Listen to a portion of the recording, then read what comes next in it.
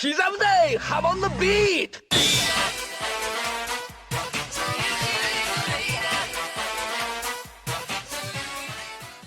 Welcome back to another JoJo chapter review. This time we'll be taking a look at the 11th chapter of Crazy Diamond's Demonic Heartbreak, the prequel to Part 4 starring Josuke and Hol Horse. It's been a while since the last review, since in the month of November the manga was on break. Before the chapter itself, there's also a few new things relating to the manga to go over. First is that the manga was featured on the cover of Ultra Jump, showing Josuke with Dio. This time we also got a colored chapter cover page featuring Josuke and Boingo. The second volume for the series also released in December, which shows our main trio of characters and the villain Karaya in the background. In the last chapter, Karaya lured Josuke and Boingo into an attack from Pet Sounds, which placed them inside a memory of Egypt. Here they take the place of Pet Shop and Pet Sounds' original owner, who was killed by Dio.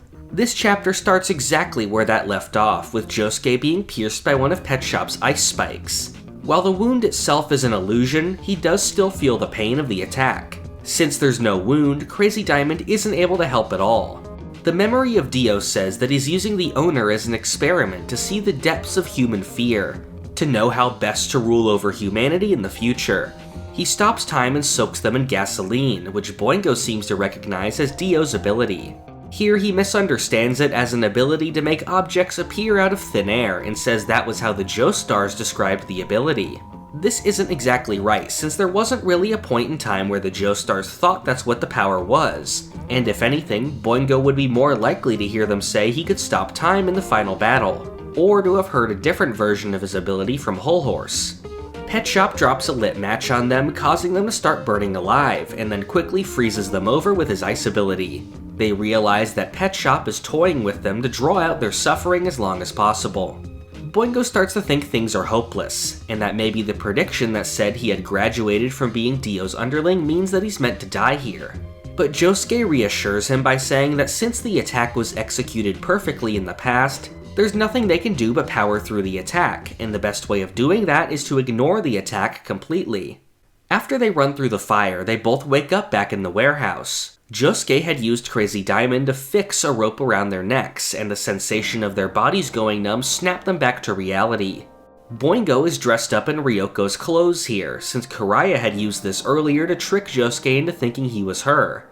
We see Karaya nearby, wondering what kind of ability Josuke has that could get them out of that situation.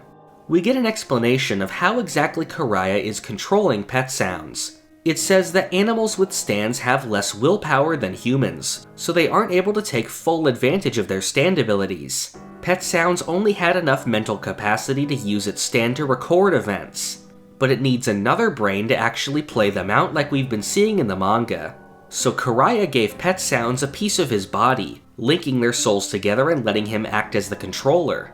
I find this pretty interesting since it reminds me of Dio's relationship with Jonathan's body in Part 3. Since they shared a body, their souls were linked, which is why Dio shared a psychic link with the other Joestars.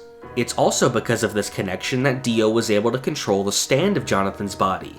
As we learned earlier, Karaya's grandfather was a member of Kars' vampire army in Part 2, who survived and eventually gave his vampiric essence to Karaya when he became an adult.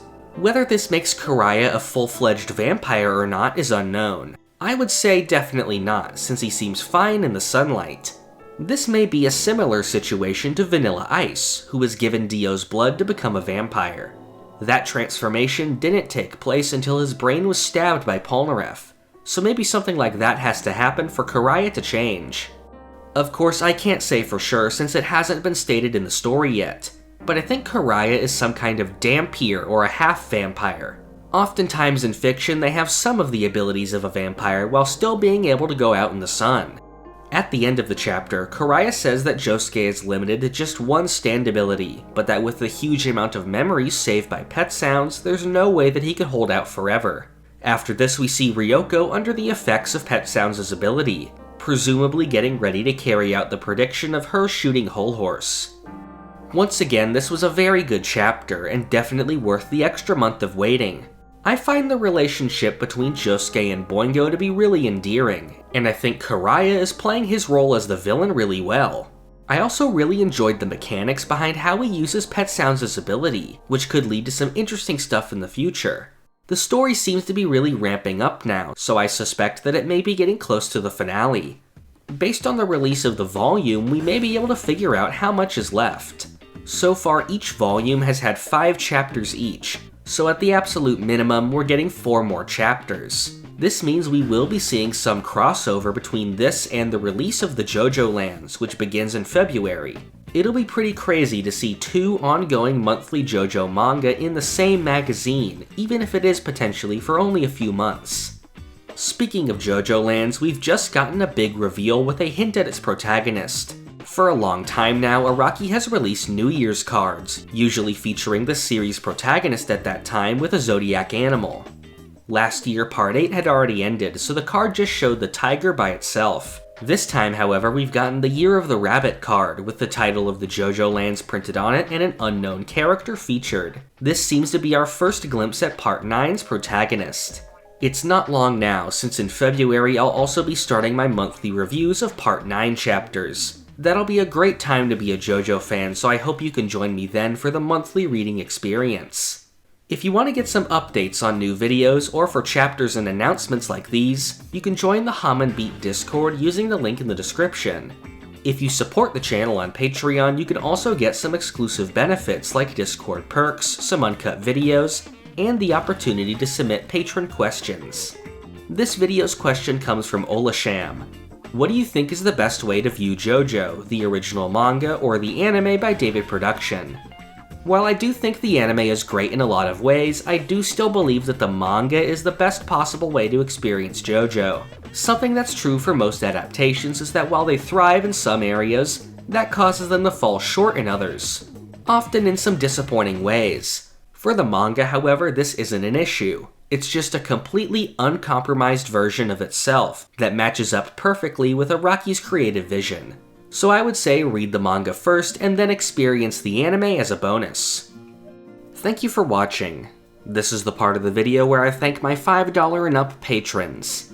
Thank you to Alex Ramirez, Doorbell, Ashton Joseph Miller, Crayon, Rigo Vids, Zukato, Sentai, Pumpkin Doge, Marrow, Almighty Quarth, Oof, Cowrie, Halil, Gatlin Grove, Lime Jinjo, 17-Hit Combo, Phantom Kai, Sponge Cake, Cakext, Feliciano Rabaja, Rayana Meme, Christian McDonough, Navi, Reed Go Beyond Jojolian on AO3, and Emmanuel Etienne.